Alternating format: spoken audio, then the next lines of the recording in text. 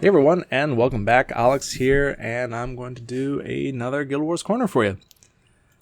As you can see here, I'm in the Gates of Kryta mission, trying to get my new ranger up and going.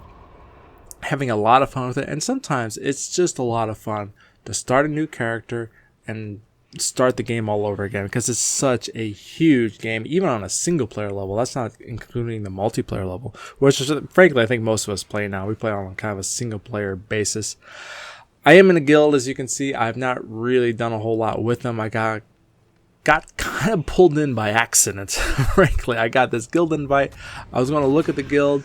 I kind of hit the wrong button, and next thing I'm a member of this guild. I'm like, okay, well, whatever. At least I'm in something, and hopefully I can pull these guys in sooner or later, and we can go start doing stuff think I can find time to do something.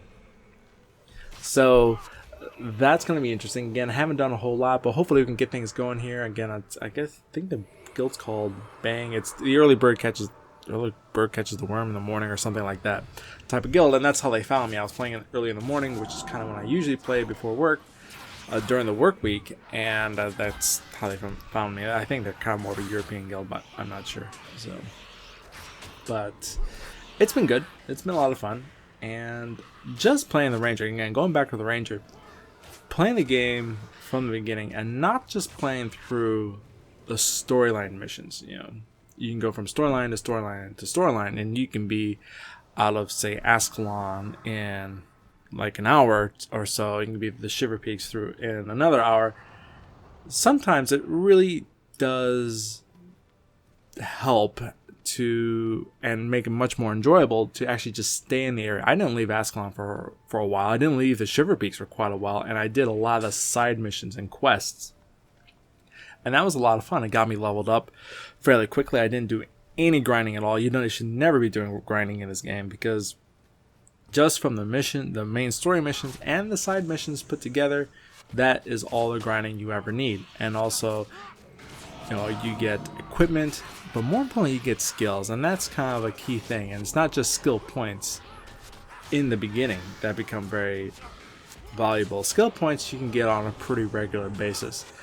It's the rise in the cost of skills early on that make a big difference. So when you buy your first skill, okay, it's 10 gold. When you buy your next skill, okay, the next thing is 30 gold. And it always ramps up from there as you get more and more skills. At some point, it caps out at paying for 1 platinum per skill. So if you can get a lot of skills via quests, you can save a lot of gold just from not increasing the cap and playing, 1 platinum per skill, earlier than you normally would if you were doing these secondary quests. And you can get a lot of good skills from them. The quests are not going to give you skills at random. They're going to give you skills with regards to your primary and secondary profession when you take that quest.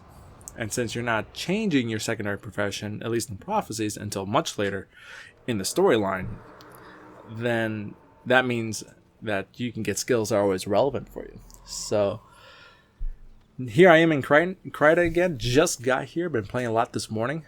Again, finally got some free time, some play time to go through Kryta, and it's been fun. And it just, the nostalgia just comes back really, really strong. And just playing some of these old missions, not just again the storyline missions, but the side missions, the quests, things like that. It just brings back that feeling of when like Guild Wars was brand new, and you can go out and explore, and everything was interesting and worthwhile. And that's one of the things when you kind of start going into the end content for so long, you kind of forget all this huge amount of intermediate content from beginning to level 20, basically, and get the advanced skills and armor and things like that, and you start pushing towards the end game. There is a lot of end game, and one of the big factors that increased the end game was adding hard mode, which I think was one of the best things that happened to Guild Wars, because it turned the whole map into one big end game dungeon, which is very awesome. And actually, when I had left Guild Wars to go to EVE Online, there was no hard mode. So basically, if you were in Prophecies, the only hard mode area, or I should say the end game area, was the southern Shiver Peaks and the Ring of Fire area, which was nice, but it's not going to do a whole lot. Of course, not counting Underworld and Fissure Woe, and then later on Sorrow's Furnace. Of course, factions came in, and then Nightfall came in, and next thing you know, there was no lack of content to go through. But at the time that I was playing with, Guild Wars, which was, again, just called Guild Wars, not even Guild Wars Prophecies, but just Guild Wars in 2005 and 2006, before factions had come out, the PvE got kind of limited in that sense. So, but coming back now, there's so much of it. It's like, okay, I can really play through the whole thing. Going on to my videos, again, I posted several of the skill review videos up on YouTube. I put up, I believe, 3, namely Ferocious Strike, Ferocious Pounce, I can't remember, it was one of those 2, Vital Blessing, and Second Wind. And everyone has gotten pretty good feedback on all 3 of them, and I think everyone enjoys them. I've gotten some good comments on them. You know, again, of course, you get the occasional troll comment as well that doesn't do any good for anyone.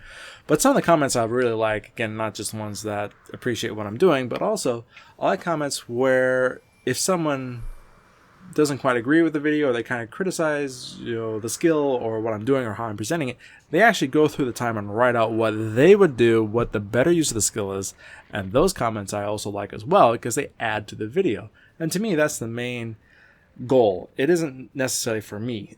It is for my audience. And if you can add a comment that really adds to the audience and for their understanding to the video, then and the skill and how it's applied, then it's great. And I actually copied and pasted one from a Reddit that was a really good one over to Second Wind, and I just, okay, hey, boom, here it is. This is a really good comment. This is showing more advanced techniques of the skill, which I didn't show in the video, and here's how you would use it. And you know, those things just really add to the video and really add to the audience, and to me, that's what's important. If a comment comes up saying, okay, this video sucks, and you gave me AIDS from watching it, which was one of them I got. Okay, well, you know, sorry for the STD you got. You may want to seek medical attention and don't watch YouTube without protection, but, you know, that doesn't do anything other than making you feel like, you know, a big boy or things like that. It's completely worthless. It's a waste of time. So anyways, that's kind of my take on comments. I do like them. I do appreciate them. I love seeing them, and I love seeing the feedback, you know, either, you know, yay or nay, you know, as long as videos keep being posted. And that's what the big things is. Even people who may not agree with the skill or how I'm using it, they just like the fact that videos are being made for Guild Wars 1 and a game that they love that they don't really see anymore on such a level that normally would be reserved for a more modern game, like say Dota 2, League of Legends. I was going to say Skyrim, but, well, Skyrim's coming back. It's got its new remastered coming, I believe, later this year. The new Skyrim remaster, which should be pretty cool. But, you know, there was a lot of videos for Skyrim. And, I'm trying to think of another big one that's more current rather than just saying World of Warcraft or EVE Online. But, yeah, you know, our Fallout 4. Yeah, let's say Fallout 4. Witcher 3, things like that, you know, more modern games, you're going to see a ton of videos on YouTube for those games that, you know, people that love those games can always go out and find new content for those games on YouTube. With Guild Wars, that's not the case. And one of the things that really brought me to doing some of these videos was I kept seeing the same content over and over again as far as videos are concerned. Namely, their endgame comment, how to use heroes, how to clear Fissure of Woe or Underworld. Okay, here's how you set up your heroes from PvX Wiki, things like that. And that is as far as it went. It's kind of like this extreme, optimized, single-purpose type of videos to clear out one portion of PvE, and that was it. I found that to be very restricting. I'm trying to think of another word to use, but yeah, it's very, very concise in that one particular area. They're very good. They're very good in that particular area, but I wanted to expand outside of that and say, okay, going all the way back to the beginning, here's the skill, here's the pros and cons, here's what it does, here's some synergy between this skill and other skills. Again, it's not all the synergy. This game is so big and so deep, you can't cover all the synergy aspects of that skill without making videos that are 4 or 5 hours long, and you're just going to bore your audience. So, again, my videos are pretty simple. They're pretty basic. You're not going to see the huge advanced stuff, and that's one of the things I got from Second Wind. A lot of people really liked it. A lot of new players really liked it. But for some of the veterans, it's like, okay, no, Alex, you need to be doing it this way. Hit Second Wind, cancel, hit Second Wind, cancel, build up the exhaustion, and then use it to get that big burst of energy early on before an engagement or at the very beginning of an engagement, rather than using it during an engagement, as I was doing it, and building up the overcast, I should say, the overcast naturally, or as it was known before, exhaustion. And building up the overcast naturally through the use of other skills, such as, in my case, I was using Water Elementalist, so using Vapor Blade, Icy Prison, or other ones like Maelstrom, that can also build up exhaustion. And it really prevents you from overdoing it. Like, if you have 3 or 4 skills that all do overcast, you're not going to cast that many skills. You really should only have 1 or 2 and really manage your overcast. And that's what Second Wind kind of forces you to do, even though you get big benefits from it. You get a big energy benefit, you get a big health benefit. And the nice thing about Second Wind was that it takes out a big vulnerability of most elementalists, and that's the vulnerability to enchantment removal.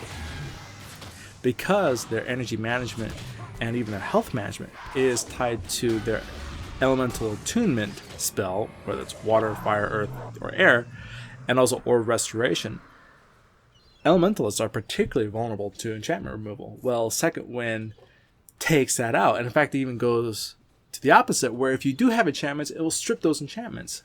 Now, that is not that big a deal if you're fire or air elementalist.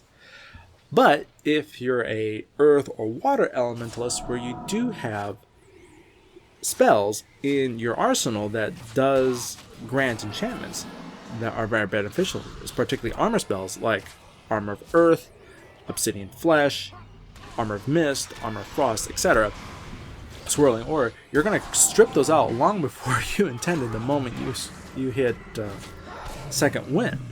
And that's another thing I wanted to show in my video. But it's been great. I really like these videos. Apparently a lot of people like them, and my channel's hit 100 subscribers, so that's cool. Yeah, okay, that's really small in comparison to some of the major channels.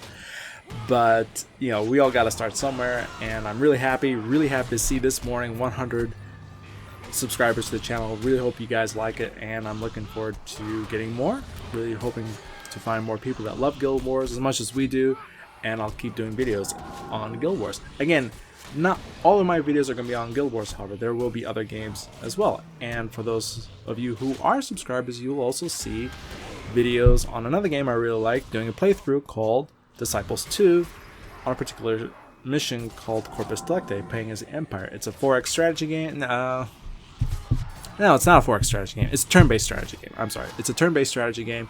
Really a lot of fun. Again, great amount of depth. Beautiful art style. And they're long videos. They're like an hour long each or so. And they're in a general Let's Play format, going through the decisions I made. It's on a harder difficulty setting, and I've actually had setbacks, but I didn't reload. One of the big things, it's always tempting, particularly with Disciples too. So, okay, when things go south, you lose your main army. Alright, reload the game. Don't do that. Come back when you're stronger. You know, okay, and it works. But in this particular mission, I did have one major setback early on. I lost my main army. But instead of restarting, I said, okay, you know, let's try and management. Let's keep it going, and let's see if we can finish. And now I'm actually in a pretty good spot. So, you know, that's kind of forced me to do that with that game, which, you know, before it's just so tempting just to reload it and start over. So, but for those of you who like to see some other content than just Guild Wars, again, Disciples 2 going up. I got probably one more Let's Play video. I'm kind of towards the end of that mission, and hopefully I'll get it up this week or next week. So, and you guys can take a look at that. Anyways, it's about 14 minutes now. I'm going to kind of cut it here.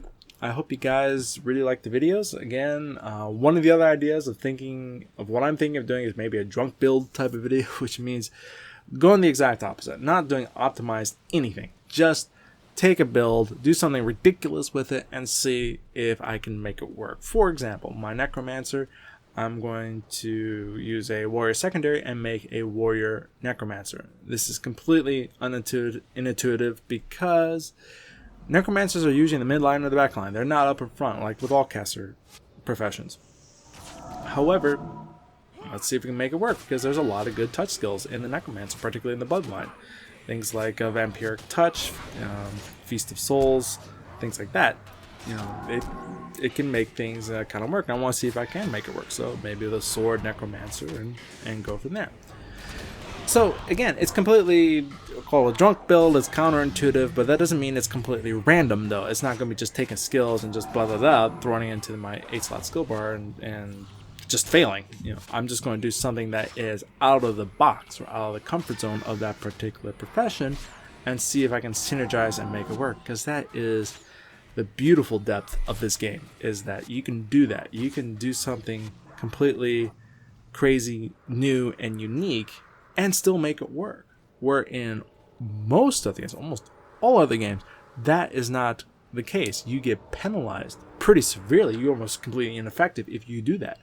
That's not the case in Guild Wars. And again, I keep mentioning this over and over, but it's very, very true. It is what makes Guild Wars unique, and I think it's something that makes us all keep coming back to this game. So anyways, I'm going to end it here.